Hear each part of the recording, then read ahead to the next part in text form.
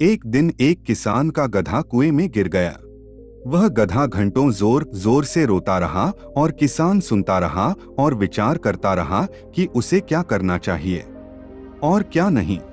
अंततः उसने निर्णय लिया कि चूंकि गधा काफी बूढ़ा हो चुका था, अतः उसे बचाने से कोई लाभ होने वाला नहीं था और इसलिए उसे कुएं में ही दफना देना चाहिए। किसान ने अपने सभी पड़ोसियों को मदद के लिए बुलाया।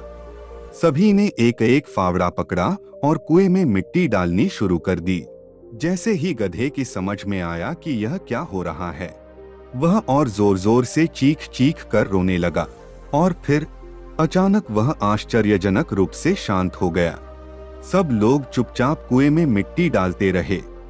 तभी किसान ने कुएं में झांका तो वह आश्चर्य से सन्न रह गया। अपनी पीठ पर पड़ने वाले हर फावड़े की मिट्टी के साथ वह गधा एक आश्चर्यजनक हरकत कर रहा।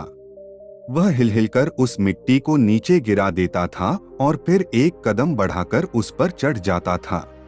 जैसे जैसे किसान तथा उसके पड़ोसी उस पर फावड़ों से मिट्टी गिराते, वैसे वैसे वह हिलहिलकर उस मिट्टी को गिरा देता और ऊपर चढ़ाता। जल्दी ही सबको आश्चर्यचकित करते हुए वह गधा कुएं के किनारे पर पहुंच गया और फिर कूदकर बाहर भाग गया। ध्यान रखो, तुम्हारे जीवन में भी तुम पर बहुत तरह की मिट्टी फेंकी जाएगी, बहुत तरह की गंदगी तुम पर गिरेगी। जैसे कि तुम्हें आगे बढ़ने से रोकने के लिए कोई बेकार में ही तुम्हारी आलोचना करेगा, कोई तुम्हारी सफलता से ईर्ष्या के कारण तुम्हें बेकार में ही भला बुरा कहेगा, कोई तुमसे आगे निकलने के लिए ऐसे रास्ते अपनाता हुआ दिखेगा जो तुम्हारे आदर्शों के विरुद्ध होंगे।